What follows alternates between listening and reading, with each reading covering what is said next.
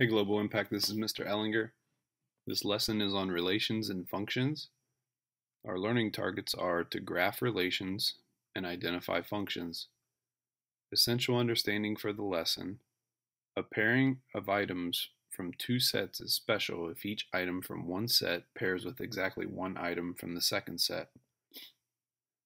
A relation is a set of pairs of inputs and output values.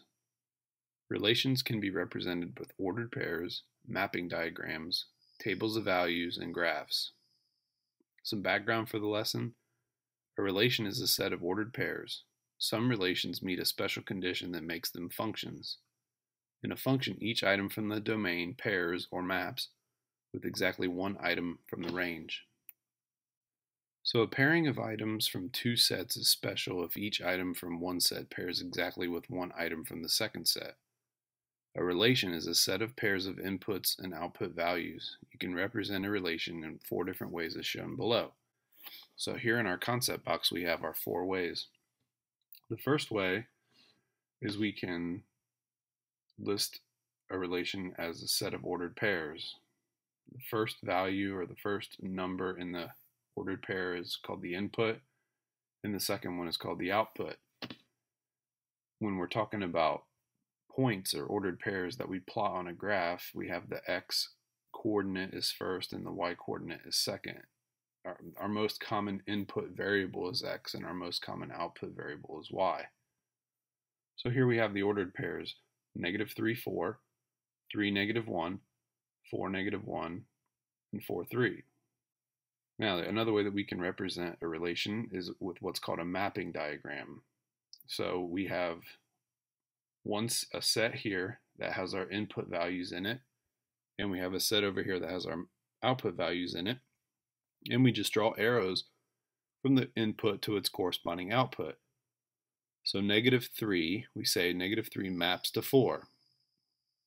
We say 3 maps to -1. 4 maps to -1. 4 also maps to 3. We can also represent these relations in a table of values. We put our inputs in one column, and we put their corresponding outputs in another column, and our ordered pairs are in a row: -3, 4, 3, -1, 4, -1, 4, 3. We can also represent our relation with a graph. Here we have a graph with our 4 ordered pairs plotted. Here is -3, 4. Here is 3, -1, here is 4, -1, and here is 4, 3. So here's an example of a relation. The monthly average water temperature of the Gulf of Mexico in Key West, Florida varies during the year. In January, the average water temperature is 69 degrees Fahrenheit. In February, 70 degrees Fahrenheit. In March, 75 degrees Fahrenheit. And in April, 78 degrees Fahrenheit.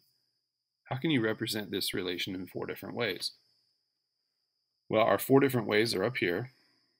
Okay, so let's take a look first at our ordered pairs. And, our ordered pairs in this case don't have to be all involving numbers. So we have a month of January. I'll just abbreviate. And in January, it's 69 degrees. February, it's 70 degrees.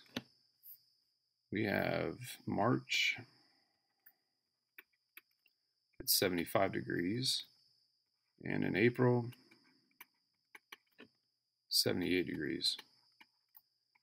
And you'll have to excuse the cricket in the background. So there's our ordered pairs. We can also make a mapping diagram. Let's make a mapping diagram up here.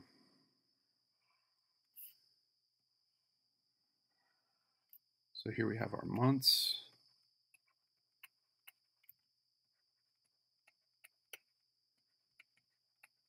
And over here we'll have our temperatures.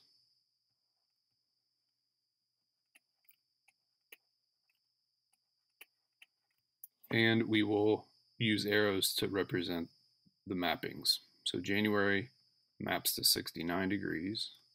February maps to 70 degrees. March maps to 75 degrees, and April maps to 78 degrees. We could also make a table. We could have our months, and we can have our temps as our two columns.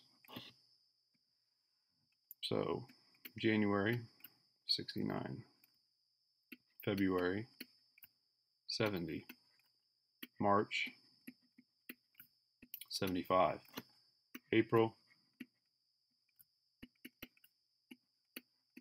78. And we could draw a graph as well. The graph here would be a little bit difficult because to make it look like a graph like this, you need two numerical values of your variables. So we don't have that here, so I'm going to leave the graph alone for now. Okay, so some terminology that we're going to look at when we talk about relations. The domain of a relation is the set of inputs, also called x-coordinates, of the ordered pairs. The range is a set of outputs, also called y-coordinates of the ordered pairs. So here we have a relation, and this is how we write a relation when we represent it with a set of points. We use curly braces. Remember, that's set notation. So we have a set of ordered pairs here. We have 1, 2, 3, 4, 5 ordered pairs. So we want to know what are the domain and the range of the relation. And all we're going to do is simply write domain equals and range equals. And you can abbreviate D and R if you'd like. These domains and range are sets themselves. They're the set of x-coordinates or y-coordinates, depending on which one you're writing. So our domain are all our x-coordinates, 3, 0, 2, 9, 23.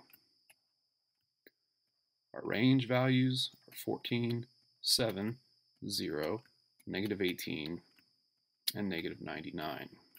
So again, domain, just pull the x values out of your ordered pairs, and the range, just pull the y values out of those ordered pairs and list them as a set. Now we have a special type of relation that's called a function. A function is a relation in which each element of the domain corresponds with exactly one element of the range.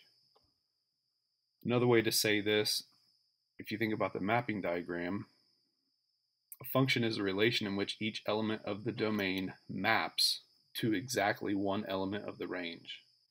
Another way to say this is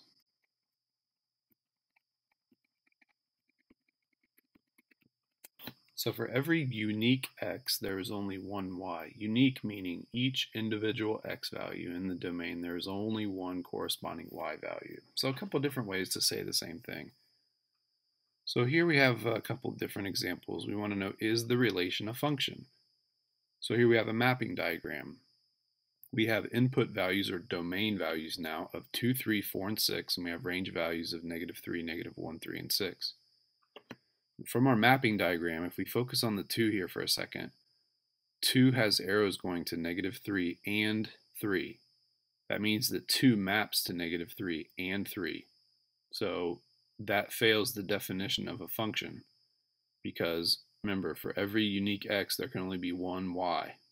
So this one would be not a function. Part B, -7, 14, 9, -7, 14, 7, and 7, 14. Anytime you have a list of ordered pairs like this, just look at your x values first. We don't have any x values that are the same. So automatically, that clues us in that it's a function because we have 4 ordered pairs and all 4 x values in those ordered pairs are different or unique. So it's automatically going to be a function.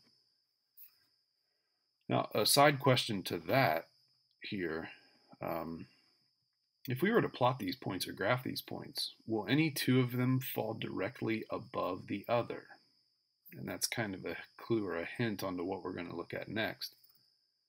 But if you were to plot these 4 points, none of them would fall directly above another because of the fact that all of their x values are different. Okay? The only way that you could have 2 points falling directly above another is if they had the same x value. All right, so part C here, how does a mapping diagram of a relation that is not a function differ from a mapping diagram of a function? Well, Here, if we go back to our part A here, we have an example of a mapping diagram that illustrates a function or a relation that is not a function. And we said because the 2 is mapped to 2 different range values, it's not a function. So if this was a function, each individual x value could only map to one y value. Okay. Now we could have 2 different x values mapping to one y value, but we can't have one x value mapping to 2 or more y values. Okay, so the graph part that I was asking about just a second ago with 2 points being directly above one another leads to this next part. We have a test that we can use. If we have the graph of a function, we can use what's called the vertical line test to determine whether a relation is a function. The vertical line test states that if a vertical line passes through more than one point on the graph of a relation, then the relation is not a function. And here's why it works. If a vertical line passes through a graph at more than one point, there is more than one value in the range that corresponds to one value in the domain. So here on this graph, these 2 values here, this vertical line drawn through the blue curve is our relation. The red line is a vertical line. The red line intersects the relation at 2 distinct points. Those points have the exact same x value because they're on a vertical line, but they have different y values. This fails the definition of a function. So this vertical line test is a way that we can test to see if we have a function or not, given the graph of a relation. So a question here to follow up on that: how many vertical lines does it take to make a graph fail the vertical line test? This red line that's on this graph is just one of many vertical lines that you could draw on here to illustrate failure of the vertical line test, right? I mean, I know these aren't perfectly vertical, but they're pretty close. And I could do this really all day because my curve has arrows on the end, so the curve continues to positive infinity in 2 parts. So there's actually an infinite amount of vertical lines that I could draw on here to illustrate failure of the vertical line test. Okay, so here we go. Use the vertical line test. Which graphs represent functions? Here we have graph A, which looks a lot like the example that we just looked at. We have a red dashed line drawn here. Again, this is just one instance of a vertical line that would illustrate failure of the vertical line test. This intersects the blue curve at 2 points here and here. The vertical line test fails, so we say this is not a function. In part B, we have the graph of an absolute value function, and we'll get to those here in a little bit. Here we have just, again, one instance of a vertical line intersecting the graph at one point. And so we can't just focus on one line. We have to have something that we use to try to figure out whether this thing's going to pass the vertical line test or not. So I'm going to put another vertical line here. Now, watch what I do here. This line's vertical. This is what we need to think, and sometimes you can use your pencil to do this. If you hold your pencil vertical on a graph, as I'm doing with this red line, what you do is slide your vertical line across the graph. And if that vertical line does not hit the graph more than once, then you know that it's a function. Okay, so this graph in B would be a function. Go over to A. You can see when I start right here at this kind of vertex point here, if I start scanning to the left, every place where that vertical line goes, it's hitting that graph more than once. Let me go over here to C. So we want to know, is this a function or not? Well, we already have a vertical line drawn on there that shows 2 points on one vertical line. So here as I scan, boom, right there. 2 points on that vertical line. Failure of the vertical line test, automatically not a function. We don't have to do anything else. If it fails the vertical line test, then we're done. Okay, so let's go down here and look at a couple more examples, and I'm going to use my vertical line here. Let's just slide this vertical line. Some are going to be fairly obvious. The circle, the graph of a circle, is obviously not a function.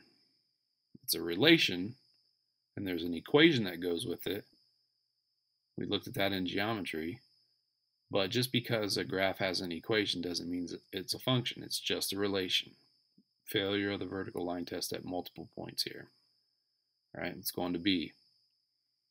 So here I hit a point, here I hit a point, here I hit a point, here I hit a point, I hit a point, I hit a point. But all of those points are by themselves on any given vertical line that goes through them. So this is a function. And then if I continue over here to C, and I take my vertical line and just kind of sweep it across the graph, I'm only going to intersect that graph at one place. So what I'm going to do is I'm going to say, this is not a function, this is a function, and this is a function. All right, so there's some good examples. Now, one thing that I want to point out, one key point that I want to make, a lot of times we'll work with graphs, curves, and lines, but I don't want to lose sight of this graph here B or the one up here C. It doesn't matter how many points there are in a relation when determining whether the relation is a function or not. Okay, you could be working with a relation that just has 3 points, but you can still determine whether it's a function or not. These graphs that are curves or lines have an infinite amount of points in them. These have a finite amount of points in them. So relations can have an infinite amount of ordered pairs in them, or they can have a finite amount of ordered pairs in them. So continuing with our discussion of functions, we can talk about a function rule is an equation that represents an output value in terms of an input value. You can write a function rule in function notation. Shown below are examples of function rules. Now what you're going to see here, and when we look at this first example has y equals 3x plus 2. Anytime we have y by itself, okay, we have function form. Now that's assuming that the right side of the equation is going to produce one x value corresponding with one y value. There are instances where we can isolate y on one side but still not get a function. Okay, and we'll talk more about those much later. But for now, a y equals 3x plus 2 is essentially the same as this f of x equals 3x plus 2. And that's how this is read. This italicized f, fancy f, with an x in parentheses, that's function notation, and the way that we read it is f of x. Okay, so f of x equals 3x plus 2. Over here we had y equals 3x plus 2. The input in both cases is x. The output here is going to be the variable y. Here we're going to get a value of a function. Okay, so right off the bat, one thing that we need to understand is that we can use y and f of x interchangeably. Okay, so for instance, if we have the equation 2x plus y equals 3, okay, that's not in function form. But if we isolate y, this would be y equals negative 2x plus 3. This is a y equals equation, but we are allowed to just rewrite that as a function. F of x equals negative 2x plus 3. Again, y and f of x can be used interchangeably. Just to illustrate here on a graph, normally we talk about the x-axis and the y-axis. Well, when we're dealing with functions, we have to remember that y equals f of x. So sometimes this vertical axis, we could be referring to it as the f of x axis. All right? So the independent variable x represents the input of the function. The dependent variable f of x represents the output of the function. It is called the dependent variable because its value depends on the input value. If I go back up here to my function, the value that we get from the function depends on the value of x that we put into the function. Whatever x is, we're going to multiply it by 3 and add 2 to it, and that will give us the value of the function when x is whatever it is. And so a lot of times when we talk about functions, it kind of makes sense to talk about it in context of a function machine, okay? So think of functions as machines. The f is the name of the function machine, and the value inside the parentheses is what's called the input. The expression to the right of the equal sign shows what the machine does to the input. So here we have, in our machine here, we have f of x equals the square root of x. So the machine is the square root of x. That's what it does to x. It takes the square root of it. And the f is the name of the function. And we can use other letters to name functions, but f is the most common letter for function names. So, one thing when we're working with functions, this notation, sometimes it looks a little strange because it looks like we should be multiplying f times 25 in parentheses. That's not what we're doing here, okay? This is just a notation thing. And the reason that we do this, it's shorthand for this expression right here. Do we really want to have to write that down on our paper every time? If we want to evaluate f when x is 25, it's much easier to just write f of 25, assuming we know what f is. So the machine here, our function machine, is the square root of x. So we're going to take 25 and we're going to put it into the machine. And the machine's going to do some stuff to it. And then out of that machine is going to come 5, okay? That's the output. The 25 is the input. Some of you may find the function machine explanation helpful when we're looking at functions. Okay, so here's a few examples that we need to be able to do involving functions. Our first one, for f of x, so we have this function f of x equals negative 4x plus 1. What is the output for the given input? So in part A, they're saying the input is negative 2. So what we have to do is we have to figure out what is f of negative 2. Well, the way that we do that is we take our function and we replace x with negative 2. So we're going to take negative 4 times negative 2, which is 8, and we're going to add 1 to it, and we get 9. So f of negative 2 equals 9. Part B, we're going to find f of 0. Negative 4 times 0 plus 1. Well, negative 4 times 0 is 0. 0 plus 1 is 1. So f of 0 is 1. Part C, what is f of 5? Well, we're going to take negative 4, multiply it by 5, and add 1 to it. So negative 4 times 5 is negative 20. We're going to add 1. That's negative 19. So f of 5 is negative 19. So evaluating functions is fairly straightforward. When you're given an input value, just plug it in anywhere there's an x variable in the function rule, calculate it, simplify it, and you get the value of your function at that variable. All right, here's an application of this. You're buying bottles of a sports drink for a softball team. Each bottle costs $1.19. What function rule models the total cost of a purchase? Evaluate the function for 15 bottles. So when it says what function rule models, that word model right there, it's a scary word in math. What does that mean? That means we have to write our own equation, or in this case, our own function. And anytime that we're not given a function or an equation, what we have to do is we have to define some variables. If you want to, you can use x and y. I'm not going to do that here. I'm going to use some variables that make sense. We're buying bottles, right?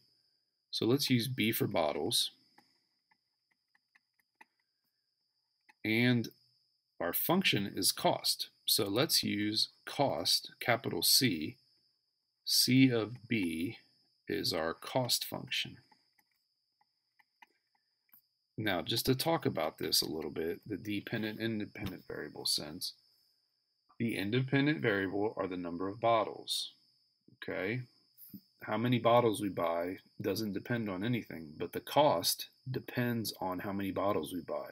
So we say cost is a function of the number of bottles that we buy. So C, cost, is our function here. Now the rule or the model that we need to write is C of B equals, what's the relationship here? Well, right here, $1.19. Each bottle costs $1.19. So that means 1.19 per B. So that means 1.19 times B. So there is our model. There's our rule. Evaluate the function for 15 bottles. So we want to know what C of 15 is.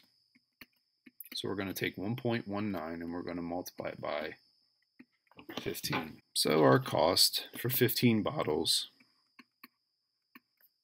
is 17.85.